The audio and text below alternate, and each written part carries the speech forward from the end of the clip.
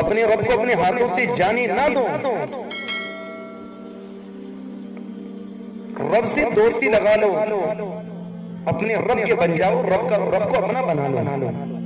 اس لیے نوجوانوں میرے بھائیوں، پورا کا پورا سال غفلت میں رہتے ہو، کم سے کم ایک مہینے تو اپنے رب کی یاد میں رہ لو۔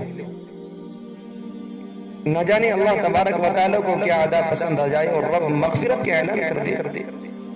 بڑا بابرکت مہینہ ہے،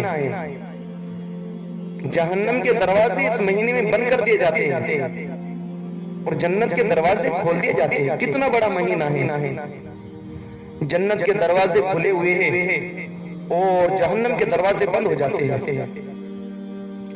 اللہ تعالیٰ کا عرش آخری آسمان پر آ جاتا ہے اور ایک منادی روزانہ اعلان کرتا ہے کہ آؤ اپنے روٹھے ہوئے رب کو منا لو، آؤ اپنے گناہوں کی توبہ کر لو، آؤ اپنے بگڑے کاموں کو بنا لو، آؤ اپنی ضرورتوں کو پورا کر لو۔ کتنا بڑا مہینہ ہے، انسان ایک فرض ادا کر رہا ہے تو اس کے بدلے اس کا اجر کتنا بڑھا دیا جاتا ہے، اس کا اجر 70 فرض کے برابر بڑھا دیا جاتا ہے۔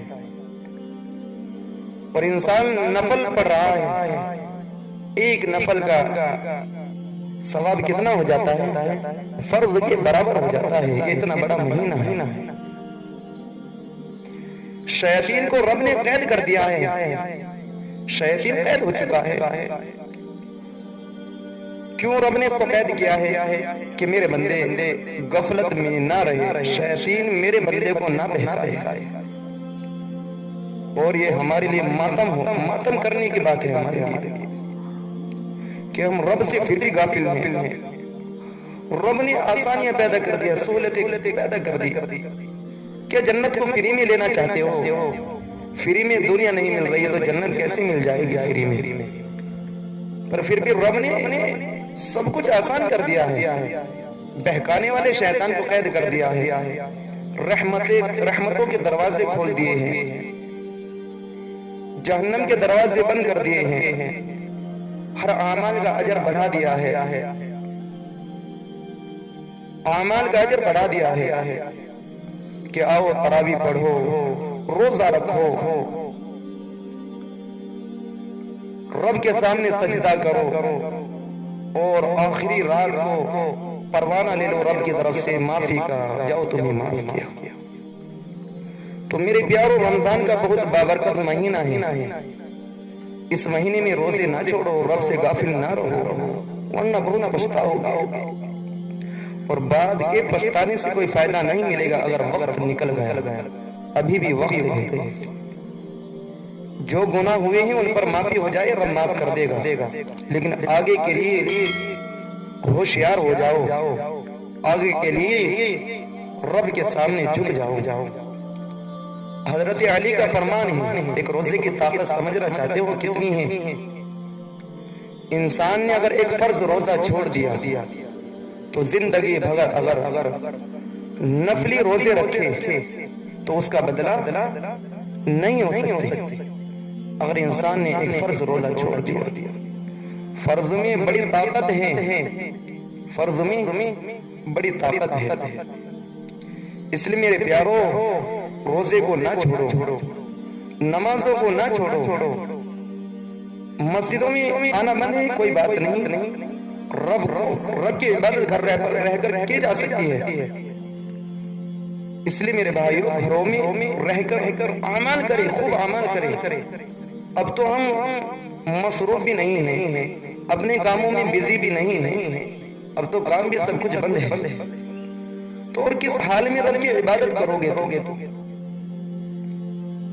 اب کام کوم سب بند ہے، اب بھی ہم اپنے رب سے غافل ہیں۔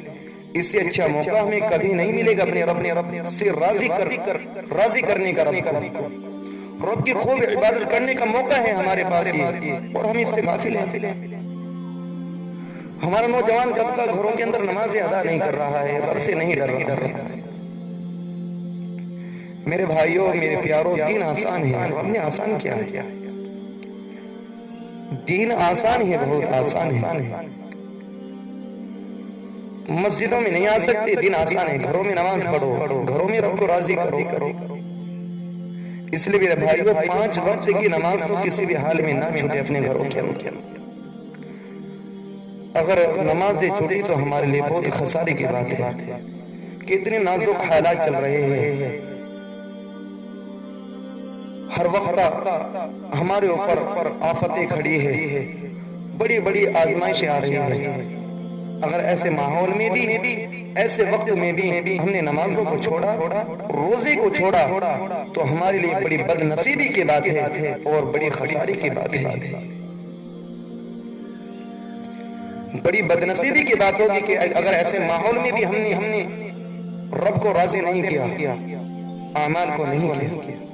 اس لیے نوجوانوں، میرے پیاروں، اپنے گھروں کے اندر 5 وقت کی نمازیں ادا کرو، گھروں کے اندر 5 وقت کی نمازیں پڑھو، رب کے لیے بھوکا رہ لو، کھانے کو چھوڑ دو، روزہ رکھو، اور تراویح پڑھو۔ تراویح اگر حافظ نہیں ہے تو کوئی بات نہیں، گھروں کے اندر تراویح پڑھی جا سکتی ہے، علم طرح سے پڑھی جا سکتی ہے۔ 10 سورتیں یاد نہ ہو تو جتنی سورتیں یاد ہے ان سے پڑھی جا سکتی ہے، ان سے پڑھی جا سکتی ہے تراویح۔ اپنی اپنی پڑھ لے، اگر پڑھانے والا کوئی نہیں ہے، 2 سورتیں یاد ہے تو 2 سورتوں سے بھی 20 رکعتیں پڑھی جا سکتی ہے۔ تراویح کے ایک سجدے پر اللہ تبارک و تعالی 1500 نیکیاں دیتے ہیں، تو کتنا بڑا انعام اللہ تعالیٰ کی طرف سے ہو رہا ہے۔ ابھی کوئی اعلان کرنے لگ جائے کہ فلاں کام کے اتنے پیسے ملیں گے، تو ہم بھاگ پڑتے ہیں اور اس کام کو جلدی سے جلدی لینے کی کوشش کرتے ہیں۔ تو اللہ تعالیٰ کی طرف سے بھی یہ ایک آفر ہے، آؤ رب کے سامنے تراویح کا ایک سجدہ کرو اور ایک سجدے پر 1500 نیکی لے جاؤ، اور ایک ایسا محل لے جاؤ جس کے 70,000 یا غالباً 60,000 دروازے ہوگے۔ اتنا بڑا انعام اللہ تعالیٰ کی طرف سے مل رہا ہے، تو میرے بھائیوں یہ غافل رہنے کا وقت نہیں ہے۔ اور میرے پیاروں، میرے بھائیوں، اور میں ان سے بھی کہنا چاہتا ہوں جو روزے دار ہیں، روزہ رکھ رہے ہیں، دیکھو روزہ جو ہے وہ بھوکا رہنے کا نام روزہ نہیں ہے۔ قرآن کریم نے 2 الفاظ استعمال کیے ہیں، صوم اور سیام۔ صوم کا مطلب یہ ہے کہ کھانا پینا بند ہو جائے، صوم کا مطلب کھانا پینا بند، اور سیام زبان سے غلط نہ بولا جائے، آنکھ سے غلط نہ دیکھا جائے، کانوں سے غلط نہ سنا جائے، دماغ سے غلط نہ سوچا جائے، دل کے اندر غلط خیالات کو پیدا نہ کیا جائے۔ جسم کے ہر اعضاء کا روزہ ہوتا ہے، ہر اعضاء کا روزہ۔ ہم سمجھتے ہیں کہ بھوکا رہنے کا نام ہے روزہ ہے، نہیں، بالکل غلط ہے۔ جسم کے ہر اعضاء کا روزہ ہے، ہر اعضاء کا روزہ۔ انسان غسل کر رہا ہے، نہا رہا ہے، تو کیا کرتا ہے؟ اپنے ہونٹوں کو بند کر لیتا ہے۔ کیوں بند کرتا ہے؟ کہ پانی کا قطرہ منہ میں نہ چلا جائے۔ انسان تنہائی میں بیٹھا ہے، پیاس کی شدت لگ رہی ہے، پیاس لگ رہی ہے بڑی تیزی سے، پانی موجود ہے، اکیلا ہے، کوئی نہیں دیکھ رہا ہے، لیکن پھر بھی یہ پانی کو چھوڑ دیتا ہے۔ کیوں چھوڑتا ہے؟ کہ روزہ ہے۔ کیوں چھوڑتا ہے؟ کہ روزہ ہے اور رب دیکھ رہا ہے۔ لیکن یہ انسان اپنی زبان کو غلط بولنے سے نہیں روکتا، لقمہ کھانے سے ڈر رہا ہے کہ روزہ ہے، لیکن زبان کی غلط بولنے سے نہیں ڈر رہا ہے۔ اے میرے بھائی، زبان کا بھی روزہ ہوتا ہے، پوری جسم کا روزہ ہوتا ہے۔ اگر زبان غلط چلے گی تو روزے کی جو برکتیں ہیں ان سے محروم رہ جاؤ گے۔ آنکھیں اگر غلط دیکھے گی تو روزے کی برکت سے محروم رہ جاؤ گے۔ کان اگر غلط سنیں گے تو روزے کی برکت سے، روزے کے انعامات سے محروم رہ جاؤ گے۔ اس لیے میرے پیاروں، میرے بھائیوں، پوری جسم کا روزہ ہوتا ہے۔ اپنے پورے کے پورے وجود کو گناہوں سے بچاؤ، اللہ کی نافرمانی سے بچاؤ، اور اللہ تعالیٰ کی خوب فرمانبرداری کرو۔ لا يزال الخير حيا لا يزال إن في الدنيا